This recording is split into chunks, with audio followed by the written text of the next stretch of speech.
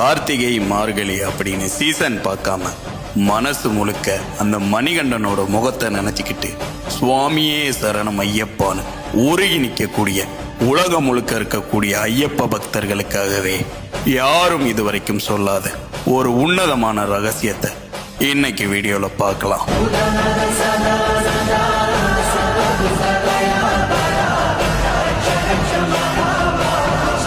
சபரிமலையில் இருக்கக்கூடிய ஐயப்பனோட யோக முத்திரையை பார்த்து கை கூப்பி நிற்கிற நமக்கு அவர் பந்தர மகாராஜாவோட கண்ணீரை துடைக்க அவரோட விரல்ல இருந்து கலட்டி கொடுத்த ரகசிய முத்திர மோதிரத்தை பற்றியும் ஐயப்பனோட இறுதி வாக்கை பற்றியும் உங்களில் எத்தனை பேருக்கு தெரியும்?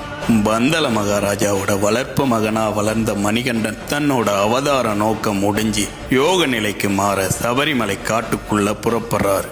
அப்போ மகனை பிரிய மனசில்லாத பந்தல ராஜா கண்ணீரோட நிற்கிறாரு. ராஜாவோட கண்ணீரை துடைக்க ஐயப்பன் அவரோட விரல்ல கடந்த பந்தல நாட்டு முத்தர மோதிரத்தை கலட்டி ராஜாவோட கையில கொடுத்துட்டு அப்படியே ஒரு வாக்கும் தராரு. மகாராஜாவே வருந்தாதே, இனி ஒவ்வொரு வருஷம் மகர விளக்கு அன்னைக்கு நானே ஜோதியா காட்சி தரும்போது அரண்மனையில இருக்கக்கூடிய திருவாபரண பெட்டி தானாகவே அதிரும் அப்படின்னு வாக்கு கொடுக்கிறாரு. அப்படி ஐயப்பன் பந்தல மகாராஜாவுக்கு கொடுத்த வாக்கு உண்மையிலே நடந்துச்சா அப்படின்னு கேட்டீங்கன்னா,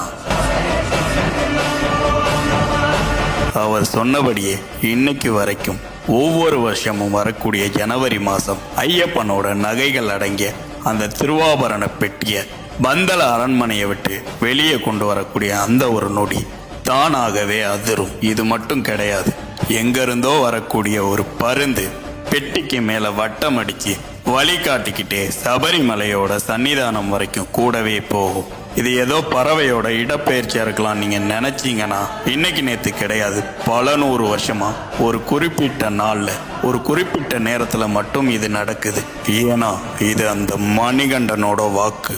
பந்தல நாட்டு அரண்மனைக்குள்ள ஐயப்பன் பயன்படுத்தின உண்மையான வாளும் அந்த நாட்டோட ரகசியங்களும் அந்த அரண்மனைக்குள்ள இருக்கக்கூடிய ஒரு ரகசிய நிலவரையில பூட்டி வைக்கப்பட்டிருக்கு. அதை பத்தி தெரிஞ்சுக்கணும்னா பார்ட் 2ன்னு கமெண்ட் பண்ணுங்க. உங்களுக்கு ஐயப்பனை பிடிக்கும்னா இந்த வீடியோவை ஷேர் பண்ணுங்க.